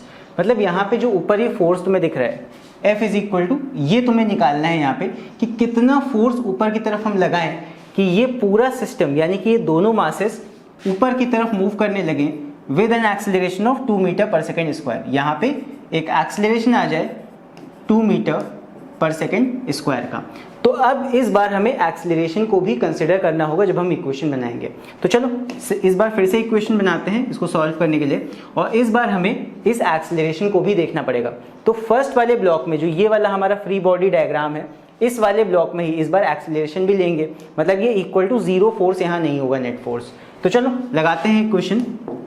यहाँ बन जाएगा, ये हो जाएगा हमारा T1 माइनस नीचे की तरफ है m1 plus m2g is equal to, इस बार ये बराबर होगा 0 के नहीं, इस बार क्योंकि एक एक्सेलरेशन है इस पे भी एक्सेलरेशन लगेगा a का। सो ये हो जाएगा m1 प्लस m2 a का, और यहाँ पे a कितना हो जाएगा 2 मीटर पर सेकेंड ऊपर की तरफ। तो इस बार नेट फोर्स लगेगा यहाँ पे। तो बस इसको सॉल्व कर लेते हैं सही से। तो चलिए यहाँ पे फिर से वैल्यूज को रखते हैं। इस बार के लिए T1 ये नहीं होगा, इस बार के लिए T1 चेंज होगा, तो इसको T1 डैश मान सकते हो चाहे तो, माइनस यहाँ पे हो जाएगा m1 प्लस m2 यानी कि दोनों मासेस को प्लस कर लो, ये हो जाएगा 6, g का वैल्यू है 9.8, तो 6 इंटू 9.8 हो गया। यहाँ पे हो जाएगा m1 प्लस m2, ये हो जाएगा 6 इंटू a यहाँ पे दे रखा है हमें 2, तो ये हो जाएगा इतना। तो यहाँ पे T डैश या T1 dash is equal to हो जाएगा, इसको मल्टीप्लाई करेंगे आ जाएगा 58.88, माइनस का उधर जाके प्लस हो जाएगा, सो ये हो जाएगा 58.8 प्लस का हो गया इधर आके, और प्लस 6 2 12 ये हो गया, ऐड कर लेंगे दोनों को, ये हो जाएगा 70.8 और न्यूटन में आ जाएगा। सो इतना टेंशन क्रिएट होगा जब इतने एक्सेलरेशन के साथ ये दोनों मासेस ऊपर जा रहे होंगे। सो जितना टेंशन यहाँ लगेगा उतने ही फोर्स के साथ ही तो हमें इसको खींचना पड़ेगा। जितने फोर्स से हम इसको खींचेंगे मासेस को ऊपर, उतना ही टेंशन यहाँ क्रिएट होगा। सो इतने मिनिमम फोर्स के साथ ही हमें मासेस को ऊपर खींचना पड़ेगा, यानी कि हमारा F कितना आ जाएगा 70.8 न्यूटन। सो आई होप ये वाला पार्ट भी तुम लोग समझ गए होगे। इसके बाद देखते हैं अभी, चलो next part, next third part यहाँ पूछा गया है, then what will be the tension in the string between the two blocks. अब यहाँ पे T2 का वैल्यू भी पूछा गया है सेकंड पार्ट के लिए, तो T2 निकालने के लिए फिर से हमें एक इक्वेशन बनाना पड़ेगा। मैं यहाँ पे बना रहा हूँ थर्ड पार्ट के लिए, जब बॉडी मोशन में है, मतलब ये 2 मीटर पर सेकंड का एक्सीलरेशन लग रहा है, तब सेकंड बॉडी के लिए यहाँ पे इक्वेशन क्या बनेगा देख लो। सेकंड बॉडी में भी वही चीज़ है, एक्सीलरेशन ऊपर की तरफ लगेगा यूं, तो यहाँ पे ऊपर की तरफ वाली चीज़ को पॉजिटिव मानेंगे, तो ये हो जाएगा T2 माइनस नीचे हो जाएगा M2G, यानी कि माइनस में हो गया, इज इक्वल टू यहाँ पे हो जाएगा MA। अब यहाँ पे सिर्फ इसका मास रखेंगे क्योंकि एक्सीलरेशन सिर्फ इसमें हो रहा है, अभी इस वाली बॉडी को देख रहे हैं जब, तो ये हो जाएगा 4A, ठीक है, MA हो गया यानी 4A। अब बस इसको सॉल्व कर लेते हैं, तो यहाँ से tension in this second string ये आ जाएगा T2 इज इक्वल टू यहाँ पे 4A यानी कि 4 × 2, और उसके बाद M2G को इधर ले आएंगे, ये हो जाएगा प्लस M2 के है कितना, M2 हमारा है 4 और G का वैल्यू दिया हुआ है 9.8, बस इसको सॉल्व कर लो। 4A हो गया, 4 2 = 8, और उसके बाद ये हो जाएगा 8 प्लस M2G हम इधर ले आए 4 × 9.8, इसको सॉल्व कर लो, 9 ये हो जाएगा 8 4 = 32 पॉइंट, उसके बाद 3 कैरी जाएगा, 9 4 = 36, 39.2 आ जाएगा, 8 प्लस कर लो, ये हो जाएगा तुम्हारा 8 + 9 17 यानी कि 47.2 Newton. So tension in the second string कितना आ जाएगा, ये आ जाएगा 47.2 न्यूटन, ये आ जाएगा हमारा third answer. So I hope ये कंप्लीट क्वेश्चन तुम लोग को अच्छे समझ में आ गया होगा। चलो इसके बाद बढ़ते हैं अभी अगले क्वेश्चन की तरफ। सो नेक्स्ट हमारा क्वेश्चन है क्वेश्चन नंबर 7, रीड करते हैं इसको। यहाँ पे है A 70 kg person in sea is being lifted by a helicopter. तो एक 70 kg का पर्सन है, यहाँ पे मास दिया है इस पर्सन का, जिसको हेलीकॉप्टर से ऐसे लिफ्ट किया जा रहा है। फिर आगे है with the help of a rope which can bear maximum tension of 100 kg weight. तो इस रोप की मैक्सिमम टेंशन बियर करने की कैपेसिटी कितनी है, 100 kg वेट, मतलब 100 kg वेट तक का सामान ये उठा सकती है, उतनी टेंशन इसमें लग सकती है। इससे ज़्यादा टेंशन इस रोप पे लगेगी तो ये टूट जाएगी। तो हमसे क्या पूछा गया है, with what maximum acceleration the helicopter should rise so that the rope may not break. तो यहाँ हमसे ये पूछा गया है कि ये जो हेलीकॉप्टर है ये मैक्सिमम कितने एक्सेलरेशन के साथ ऊपर जाए कि यहाँ पे ये रस्सी ना टूटे, क्योंकि एक लिमिट होती है। अगर हेलीकॉप्टर मान लो अचानक से ऊपर चला गया तो इतना ज़्यादा फोर्स लगेगा इस रस्सी पे कि रस्सी टूट भी सकती है। तो क्वेश्चन यही प्रैक्टिकल लाइफ का है कि ये हेलीकॉप्टर कितना धीमे धीमे एक्सेलरेट करे कि यहाँ पे ये रस्सी भी ना टूटे और ये यहाँ पे रेस्क्यू करके इस इंसान को यहाँ से निकाल सके। सो चलो देखते हैं, यहाँ पे फ्री बॉडी डायग्राम ये बना हुआ है, इस आदमी का यहाँ फिगर बना हुआ है। तो इस पर्टिकुलर पोर्शन, इस पर्टिकुलर हिस्से को हम कंसिडर करके इक्वेशन बनाएंगे। चलो बनाते हैं इक्वेशन। तो यहाँ पे क्या इक्वेशन बनेगा, देखो एक्सेलरेशन ऊपर को हो रहा है यानी कि ऊपर वाले फोर्स को पॉजिटिव लेना है, तो T माइनस mg, इस पर्सन का जो वजन होगा नीचे की तरफ लगेगा, तो T minus mg is equal to ma यानी कि नेट फोर्स। तो ma इस पर्सन का मास m है और एक्सेलरेशन a, तो ये हो जाएगा इज इक्वल टू m। बन गया इक्वेशन। बस यहाँ पे वैल्यूज को रख के हमें निकाल लेना है एक्सेलरेशन कितना आएगा। सो टेंशन हमको दे रखा है मैक्सिमम कितना बियर हो सकता है, 100 kg वेट, और यहाँ पे g का वैल्यू हमको नहीं दे रखा है। सो यहाँ पे 100 kg वेट दे रखा है, तो यहाँ पे इसको kg वेट को हम कन्वर्ट कर लेंगे न्यूटन में। सो 100 को 10 से मल्टीप्लाई कर देते हैं, सिंपल रहेगा, मल्टीप्लाई बाय 10 माइनस mg। सो यहाँ पे g का वैल्यू 10 माना है, तो m हमारा कितना है, m हमारा 70 kg दे रखा है, ये हो जाएगा 70 इंटू जी का value 10 is equal to ma यानी कि 70a, ये आ गया। तो बस इसको सॉल्व कर लो, 100 इंटू 10 ये हो जाएगा 1000 और माइनस 7 ये हो जाएगा 700 इज इक्वल टू 70a। इसको सॉल्व करेंगे ये आ जाएगा 300 इज इक्वल टू 70a, और a इज इक्वल टू कितना आ जाएगा, 0 0 कैंसिल हो जाएगा, ये आ जाएगा 30/7 यानी कि 7 4 = 28, उसके बाद पॉइंट लगेगा 0, 7 2 = 14, 6 ये आ जाएगा, 7 8 = 56, 4 उसके बाद 7 5 = 35, उसके बाद 5 7 7 = 14, ये आता जाएगा इस तरह। सो लगभग एक्सेलरेशन कितना आ जाएगा, 4.28 मीटर पर सेकेंड स्क्वायर। सो अगर इतने एक्सेलरेशन के साथ हेलीकॉप्टर ऊपर जाता रहेगा तो हमारी रस्सी नहीं टूटेगी, मतलब इससे कम ही एक्सेलरेशन हो, इससे ज़्यादा अगर जाएगा तो यहाँ पे ये रस्सी ब्रेक कर जाएगी। सो ये हमारा आंसर हो जाएगा। सो आई होप ये वाला क्वेश्चन भी समझ में आ गया होगा तुम लोग को, ये थोड़ा ईजी था। इसके बाद बढ़ते हैं नेक्स्ट क्वेश्चन की तरफ। सो ये तुम्हारा NCERT का क्वेश्चन है। यहाँ पे है a monkey of mass 40 kg। यहाँ पे एक मंकी का मास दिया हुआ है 40 kg, मंकी है, climbs on a rope which can withstand a maximum tension of 600 Newton. तो एक रस्सी पे ये मंकी चढ़ रहा है और इस रस्सी की मैक्सिमम टेंशन कैपेसिटी कितनी है, मैक्सिमम में कितनी टेंशन झेल सकती है, 600 न्यूटन की। मतलब इससे ज़्यादा अगर टेंशन लग गई रस्सी पे तो रस्सी ब्रेक कर जाएगी। फिर आगे है in which case will the rope break. उसके बाद यहाँ पे केसेस दिए हुए हैं और पूछा गया बताओ किस केस में ये रस्सी ब्रेक कर जाएगी। तो यहाँ पे क्या है, द मंकी फर्स्ट पार्ट में है climbs up with an acceleration of 6 metre per second square.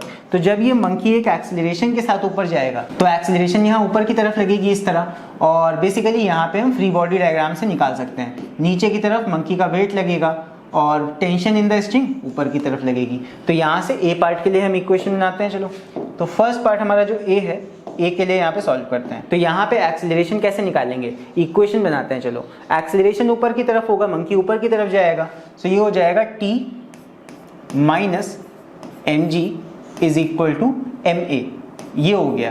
तो यहाँ से टी का वैल्यू निकाल लेंगे। सो यहाँ से टी कितना निकल के आएगा, T is equal to m g को इधर ले आएंगे, प्लस में हो जाएगा। सो ये आ जाएगा एम कॉमन और ब्रैकेट में ए प्लस जी, ये आ जाएगा। अगर सही से इसको सॉल्व करोगे तो इधर लाके इसको कॉमन लेके निकाल लेंगे।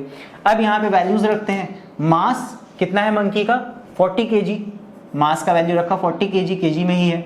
और a प्लस जी, एक्सेलरेशन हमको दे रखा है मंकी का 6 मीटर पर सेकेंड स्क्वायर, और एक्सेलरेशन ड्यू टू ग्रेविटी हमको दे रखा है 10। सिंपल है, तो बस इसको सॉल्व कर लेंगे। ये हो जाएगा 40 और 6 + 10 ये हो जाएगा 16। तो 16 मल्टीप्लाई बाय 40 कर लो, आंसर आ जाएगा। 16 फोजा होता है 64 और 0 लग जाएगा। तो 640 न्यूटन का यहाँ पे टेंशन क्रिएट होगा स्ट्रिंग में जब मंकी इतना तेजी से ऊपर जाएगा। सो यहाँ पे रस्सी के झेलने की क्षमता कितनी है, 600 न्यूटन। लग कितनी रही है टेंशन, 640 न्यूटन। तो ऑब्वियसली यहाँ पे ब्रेक कर जाएगी स्ट्रिंग। तो फर्स्ट पार्ट में तो ब्रेक हो गई। यहाँ पे हमारा आंसर भी हो जाएगा स्ट्रिंग विल ब्रेक। पहले पार्ट में स्ट्रिंग ब्रेक हो जाएगी, ये हमारा आंसर हो जाएगा। बी पार्ट देखते हैं, बी पार्ट में क्या हो रहा है। फिर है बी पार्ट में climbs down with an acceleration of 4 metre per second square. अब इस बार बी पार्ट में कह दिया गया कि ये नीचे की तरफ जा रहा है। बी पार्ट में नीचे की तरफ एक्सेलरेशन शो कर दिया।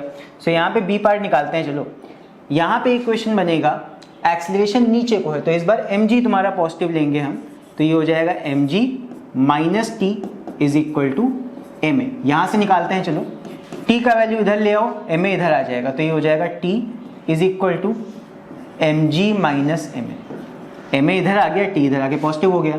यहाँ से एम कॉमन लेंगे, कितना आएगा, ये आएगा जी माइनस ए। जी का वैल्यू दिया हुआ है 10, ए का वैल्यू दिया हुआ है कितना, climbs down with a uniform acceleration कितना 4, तो 10 माइनस 4 ये हो जाएगा। एम का वैल्यू कितना है 40 और 10 माइनस 4 ये हो गया 6 इज इक्वल टू 6 4 24, ये आ गया 240 न्यूटन। तो जब मंकी नीचे की तरफ जाएगा तो रस्सी पे कितना जोर लगेगा, 240 न्यूटन का।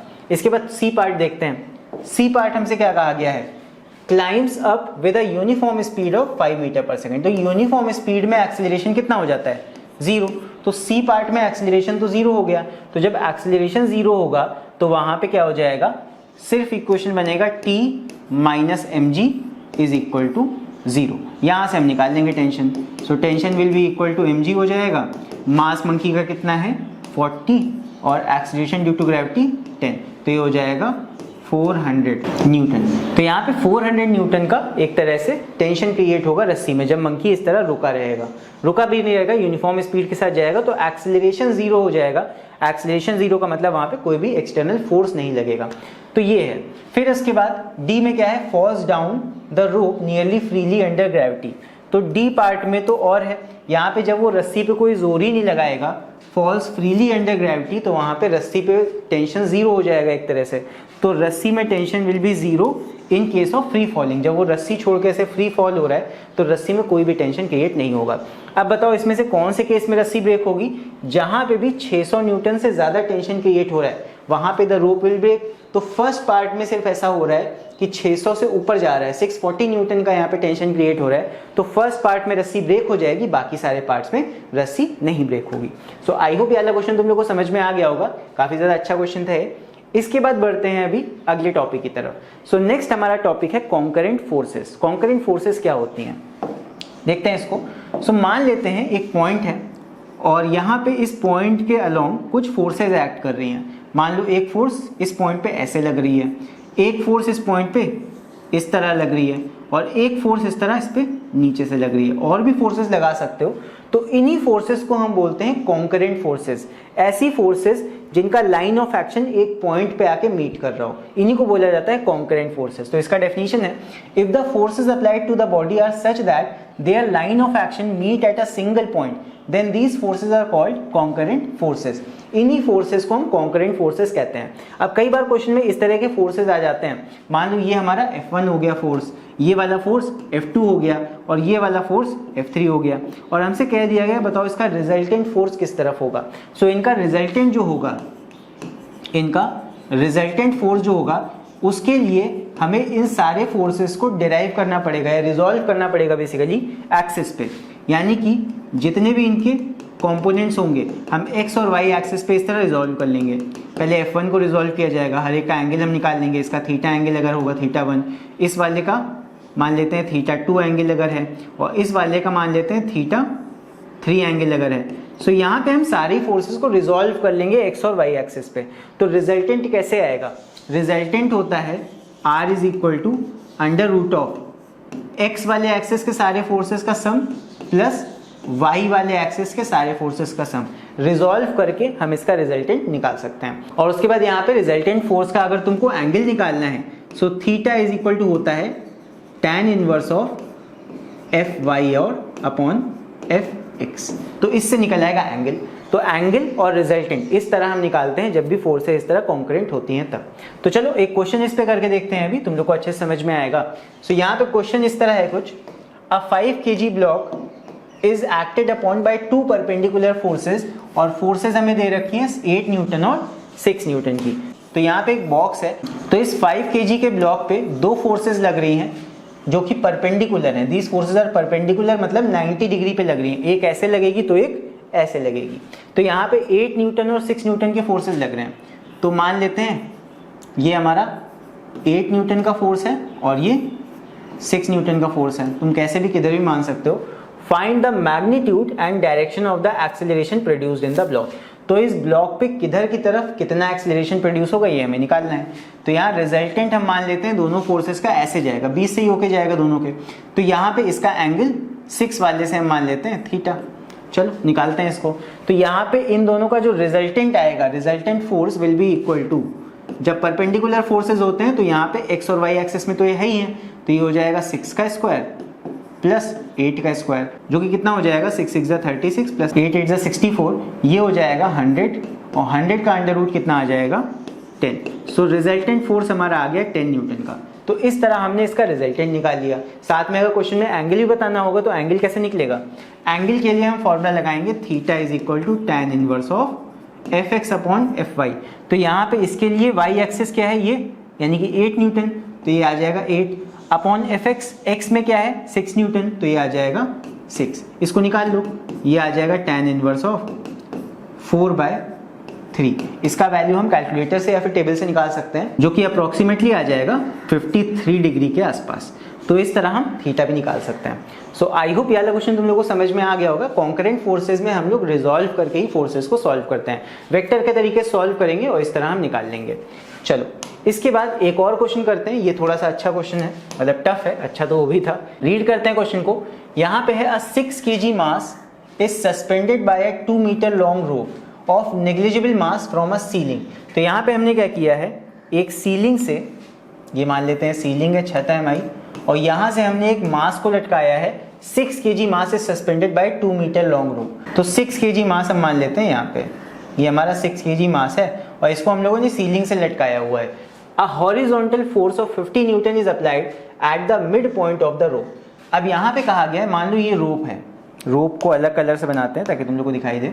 ये मान लो रोप है, ऐसे सीलिंग से बंधी हुई है, और मिड पॉइंट पे, मतलब 1 मीटर आगे, 2 मीटर की रस्सी है, तो 1 मीटर आगे हमने क्या किया, रोप को इधर की तरफ खींच लिया। तो ये रोप इस तरह हो जाएगी कुछ, 1 मीटर यहाँ से यहाँ तक का भी डिस्टेंस है, ये पर्टिकुलर कुछ केस है। और हमने क्या किया है, इस पे फोर्स लगाया है इधर की तरफ, जो कि कितना है, a horizontal force of 50 Newton is applied at the mid point of the rope. तो तो ये हमने 50 न्यूटन का फोर्स हॉरिजॉन्टली लगाया है और रस्सी को उस तरफ खींच दिया। फिर आगे पूछा गया है find the angle the rope makes with the vertical in equilibrium, यानी कि हमसे ये पूछा गया है कि बताओ ये रस्सी वर्टिकल से कितना एंगल बना रही होगी, यानी कि ये एंगल हमसे पूछा गया है। तो यहाँ पे हमसे ये पूछा गया है कि ये रस्सी कितना एंगल बना रही है वर्टिकल से जब इतना फोर्स लगा के इसको खींचा जा रहा है। तो यहाँ पे हम इसको इसी तरीके से सॉल्व करेंगे रिजॉल्व वगैरह करके। पहले तो हम यहाँ पे सारे फोर्सेस को मार्क कर लेते हैं। देखो ये वेट है, इस वेट की वजह से नीचे लगेगा mg और इस धागे पे क्रिएट होगा क्या, टेंशन। यहाँ पे टेंशन क्रिएट हुआ और ये तो टेंशन हो गया जो कि बराबर होगा इस mg के, और यहाँ पे ऊपर वाले रस्सी के पार्ट पे भी एक टेंशन लगेगा बिकॉज ये भी ऊपर से अटैच्ड है। तो ये पर्टिकुलर कुछ केस है। अब यहाँ पे हमें दिख रहा है दैट ये फोर्स और ये फोर्स एक लाइन में नहीं है, तो यहाँ पे हमें क्या करना पड़ेगा, ऊपर वाले फोर्स को जो यहाँ पे एक पर्टिकुलर एंगल पे है इसे रिजॉल्व करना पड़ेगा। तो रिजॉल्व कैसे करेंगे, देखो ध्यान देना, यहाँ पे हमने एंगल थीटा माना है, तो इस t को अगर इस एक्सिस पे रिजॉल्व करेंगे, एक्स वाई यहाँ मैटर नहीं करता, जिधर भी एंगल मानोगे एंगल की तरफ वाली साइड ये हो जाता है कॉस। ध्यान रखना, एंगल की तरफ वाले एक्सिस पे रिजॉल्व करोगे ये हो जाएगा t कॉस थीटा, और अगर इसको हॉरिजॉन्टल एक्सिस पे t को रिजॉल्व करोगे ये हो जाएगा t साइन थीटा। ये आ गया। तो बस फोर्सेस रिजॉल्व हो गए, इनको सॉल्व कर देंगे।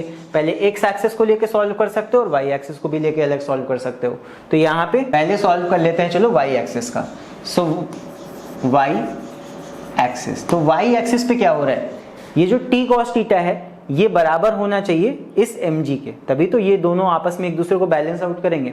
सो यहाँ से हम निकाल सकते हैं t cos थीटा, जब एक लाइन पे फोर्सेस आ गए तो उनको तुम इक्वेट कर सकते हो। इक्विलिब्रियम में ये दोनों फोर्सेस बराबर होंगे तभी तो ये इक्विलिब्रियम में रहेगा। सो t cos थीटा बराबर होगा इस mg के। सो ये हो जाएगा is equal to mg। t cos theta is equal to हो जाएगा mg। mg का वैल्यू हम रख सकते हैं, m हमारा कितना है 6 और g का वैल्यू हमको दे रखा है 10, तो 6 इंटू 10 ये हो जाएगा 60। सो ये आ गया t cos theta is equal to 60। ये आ गया हमारा इक्वेशन 1। अब जरा हम x एक्सिस पे सॉल्व करते हैं चीजें।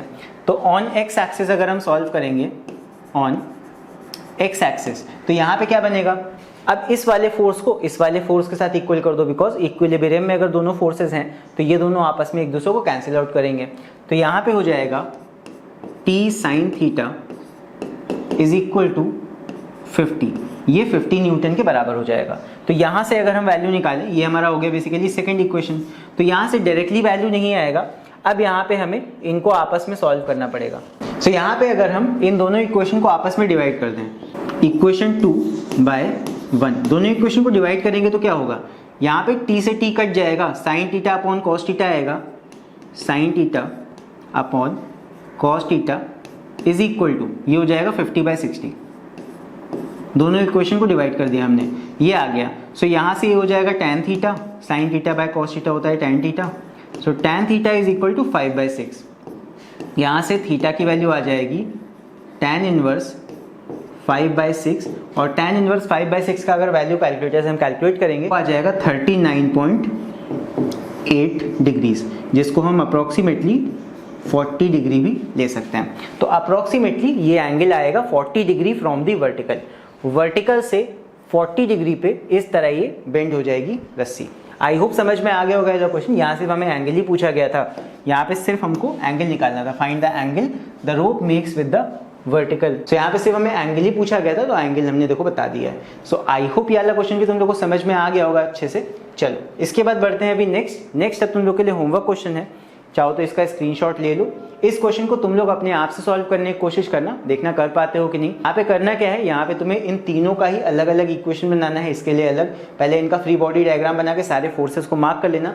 इस तरह क्वेश्चन मैंने एक कराया है, सेम उसी तरह है। यहाँ पे इसके लिए एक इक्वेशन बनेगा, इसके लिए एक इक्वेशन बनेगा और इसके लिए एक इक्वेशन अलग से बनेगा। तीनों को हम साथ में सॉल्व करके डिफरेंट चीजें यहाँ पे निकाल लेंगे। सो चलो इसको तुम लोग सॉल्व करना एंड इसका आंसर तुम लोग मुझे नीचे कमेंट्स में लिख के बता सकते हो। सो आई होप मैंने जितनी भी चीज़ें तुम्हें इस वीडियो में एक्सप्लेन की हैं तुम्हें अच्छे समझ में आ गई होंगी। सो समझ में आ गई हो तो इस वीडियो को लाइक जरूर करना, और बाकी अगर चैनल पर नए हो तो चैनल को सब्सक्राइब जरूर करना, बिकॉज अभी मैं आगे और भी पार्ट्स अपलोड करने वाला हूँ, ताकि उनका नोटिफिकेशन ना मिस हो तो बेल आइकन को भी जरूर से प्रेस करना। तो इसी के साथ चलो फिर मिलते हैं नेक्स्ट वीडियो में, तब तक के लिए take care, see you and bye.